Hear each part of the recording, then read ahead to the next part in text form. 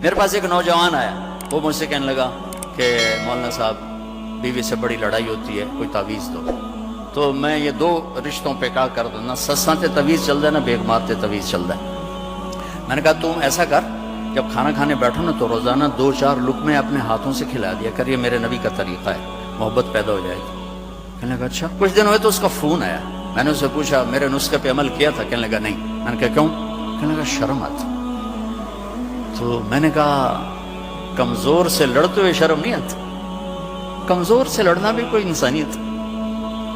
Gama تھی نا, Gama پہلوان کا نام سنا ہے نا؟ اس نے 1915 میں, ستمبر 1915 میں لندن میں امریکن پہلوان تھا زبسکو, اس کو 2 گھنٹے کی کشتی میں ہرایا تھا اور اس سمے زمان کا ٹائٹل ملکہ برطانیہ سے لے کر آیا تھا. تو یہاں وہ اندرون لاہور میں رہائشی تھا, تو سبزی لینے گیا تو سبزی والے سے ہو گیا کوئی بھاؤ تاؤ پہ جھگڑا, تو سبزی والے نے وہ ہوتا نا وزن والا باٹ اٹھا کے اس کو مار دیا. وہ گامے کے یہاں لگا, خون نکل آیا. تو اس نے پگڑی کا بل کھولا اور نیچے سے باندھ کے اوپر کر کے پھر اس کو چل پڑا. تو لوگوں نے کہا پہلوان جی وہ تو دنیا دے رستم تے اے ماڑا جا بندہ تو مار گیا, تو اس نے آکھے کچھ نہیں. تو انہوں نے کہا ماڑے نو مار دیاں شرم آتی ہے, ماڑے نو مار دیاں شرم آتی. میں نے کہا بے وقوف, عورت سے بھی لڑا جاتا ہے, تو چل کر مجھے بتا. تھوڑی دیر بعد اس کا فون آیا, کہا مولانا صاحب وہ تو کمال ہی ہوگا. میں نے کیا ہوا؟ کہ میں نے اس کے منہ میں لقمہ رکھا, اس کا منہ اتھے ہی کھلے ہی رہ گیا, انج کر کے بیٹھی رہ گئی. وہ آکھن لگی اے تیرا کام نہیں, تین دس تینوں آکھیا کہ تو آپ نہیں کر سکنا. اس نے کہا میں آ گیا, میں تا مولی تارے جمیل آ گیا. اس نے کہا دے بچیاں دا اللہ بھلا کرے جائیں, تینوں بندہ بنایا. ہمارے راجپوتوں میں ایک شاخ ہوتی ہے رنگڑ, بڑے کوڑے ہوندے ہیں, مطلب ہماری برادری. تو اس کا ایک ذمہ دار ہمارے ساتھ چلتا تھا, ہم جماعت میں اکٹھے چلتے تھے. تو میرا یہ مستقل مضمون ہے, میں بیان کرتا ہوں میرے نبی کے اخلاق, نبی کی زندگی. چونکہ یہ عام طور پہ بیان نہیں ہوتی, میں اسے کھول کے بیان کرتا ہوں کہ ان سب کے گھر بننے والے یا بن چکے یا بننے والے. گھر پیسے سے نہیں چلتا, میرے رب کی قسم, گھر نبی کے اخلاق سے چلتا ہے, نبی کی برداشت سے چلتا ہے. چاہے دفتر ہو, چاہے وہ وی سی کی کرسی ہو, چاہے وہ گھر کی چیئر ہو, جہاں اخلاق ہوں گے وہاں نظام چلے گا. جہاں ڈانٹ ڈپٹ ہوگی, روک ٹوک ہوگی اور بےزتی ہوگی, وہاں نظام ٹوٹ جائے گا. دل ٹوٹ جائے تو سارا نظام ٹوٹ جاتا. تو میں نے ان کے گھر فون کیا, ان کی بیگم نے اٹھایا, وہ تھے نہیں. میں نے کہا بتا دینا میں نے فون کیا تھا. تو جب وہ آئے نا تو کہنے لگے مولانا صاحب بڑا لطیفہ ہوا. میں نے کہا کیا ہوا؟ کہ میں گھر آیا تو میری بیگم نے کہا تھارے مولوی کا فون آیا تھا. میں نے کہا کون سا؟ کہ وہی جس نے تمہیں رنگڑ سے انسان بنا دیا. تو میں نے اس سے کہا اللہ کی بندی, میں پہلے انسان نہیں, کہا بالکل نہیں. کہا کیوں؟ کہا بتا ہماری شادی کو کتنے سال ہوئے؟ میں نے کہا 27 سال. میں نے کہنے لگی ایک دفعہ کبھی ہنس کے بولا ہے بتا دے 27 سال میں ایک دفعہ؟ کہنے لگا میں سر کو جانے لگا کہ واقعی میں کبھی ایک دفعہ بیوی سے ہنس کے نہیں بولا. یہ تیری باتیں سن سن کے ہم نے بیویوں سے بولنا شروع کیا. میرے عزیزو, میرے نبی کی خوبصورت زندگی ہے عالی اخلاق, عالی اخلاق, عالی اخلاق, عالی اخلاق. یہ ہر شعبے میں چلیں گے تو ایک خوبصورت معاشرہ جنم لے گا, ایک حسین معاشرہ. اپنے بچوں سے اخلاق برتو.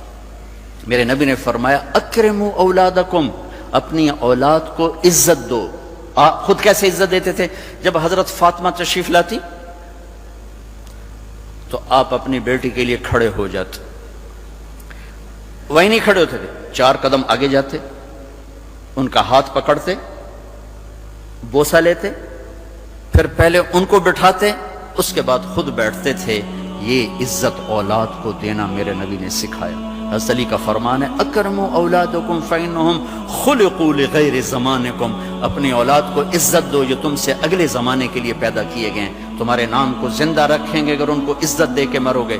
اور تربیت کے نام پر ڈانٹ ڈپٹ, ڈانٹ ڈپٹ, ڈانٹ ڈپٹ, یہ یا جھوٹ پہ لے آئے گی اولاد کو, یا وہ دوغلے ہو جائیں گے یا متنفر ہو جائیں گے. یہ ہمارے برصغیر سوٹا ڈنڈا, سوٹا ڈنڈا. 4تھی جماعت میں پڑھتا تھا میں, اور دسمبر کا مہینہ, ماسٹر محمد شفیع مرحوم, بڑے نیک استاد, بڑے مخلص, لیکن مار مار تباہی کر دیں دیا. انہوں نے سوال لکھایا اچھا ہم اس کو 20 لڑکے بیٹھے, میں 15ویں نمبر پہ بیٹھا تھا. اچھا میں ویکھے میں سوال نہیں آمدا. پہلے لڑکے کی سلیٹ دیکھی گئی, کلر ٹھو ٹھو ٹھو ٹھو. میں کہ لے مر گیا. اب میں سوال حل کرنے کی بجائے جان بچانے کی سوچنے لگا, ہوں میں جان کی میں بچاونی, چونکہ سوال تو آتا نہیں. شاید زور لگاتا تو کوئی حل نکل آتا, لیکن میں کہ ہوں جان بچاؤ بھائی. اب اور لڑکے قریب آ رہے ہیں, فاصلہ گھٹ رہا ہے, اور میرے پسینے چھوٹ گئے, ٹھنڈے, برا حال. کہ یا اللہ اتنے سوٹے میں کیویں کھاونے. اچھا ایک ثقافت, پرائمری سکول ہمارے والد علاقے کے ذمہ دار استادوں کو گندم دینا, چاول, گھی, مکھن, شکر, آم, کنو, مالٹے, امرود, جو کچھ ہمارے پاس ہوتا تھا. ہمارے والدین یہ رشوت نہیں ہوتی تھی, یہ اپنی سعادت سمجھ کے استادوں کی خدمت کرتے تھے. اب میں نے سوچنا شروع کیا, ہم موسم کیڑا ہے, مالٹا بھی کوئی نہیں, کنو بھی کوئی نہیں, آم بھی کوئی نہیں, امرود بھی کوئی نہیں, یا اللہ ہوں کی کرا. میں نے خیال آیا مرچاں ہیں. اب جب رہ گئے نا 3 لڑکے تو میری ترکیب ساری مکمل ہو گئی. تو جب 3 لڑکے رہ گئے تو میں اٹھا, میں کہ استاد جی ابا جی پیان دیان کل مرچاں تواڈے گھر اپڑ جاسے. اس نے کہا اچھا پتر تو ایدے ہو کے بیٹھ. اب میں ڈنڈے تو میں نے نہیں کھائے, لیکن میرے جھوٹ پر مجھے میرے استاد نے مجبور کی کہ میں نے جھوٹ بولا. جاتی ہیں مرچیں بھی جاتی تھی, ہر شے جاتی, اس وقت کوئی ایسی بات نہیں تھی. تو میں کہا کہ میں آج مرچا نال مرچا ہی وڈھا, ڈنڈا بھی مرچی ہوتی ہے, ساری مرچیں لگ جاتی ہیں. تو میں نے اپنے استاد سے جھوٹ بول دیا. والدین شدت, ٹیچر کی شدت, ادارے کی شدت ماتحت کو جھوٹ پہ لے آئی تھی, منافقت پہ لے آئی تھی. اس لیے میرے عزیزو محبت کرنا سیکھو, معاف کرنا سیکھو, درگزر کرنا سیکھو. بڑا بڑا تب بنتا ہے جب وہ چھوٹے کو عزت دیتا ہے. ہمیشہ بڑا چھوٹے کو جب عزت دیتا ہے تو وہ اور بڑا ہو جاتا ہے, اور چھوٹے ان کی محبت کے ساتھ پروان چڑھتے ہیں. اور جب ڈانٹ ڈپٹ ہوتی ہے, میرے نبی نے زندگی بھر کسی کو موقع پہ نہیں ٹوکا. ایک آدمی نے مسجد میں پیشاب شروع کر دیا تو صحابہ اٹھے, آپ نے کہا پچھڑ جا, مسجد میں پیشاب ہو رہا ہے. جب وہ پیشاب سے فارغ ہو گیا آپ نے کہا پانی بہا دو. پھر اسے بلایا, کہا بیٹا مسجد پاک جگہ ہے, پیشاب نہیں کیا.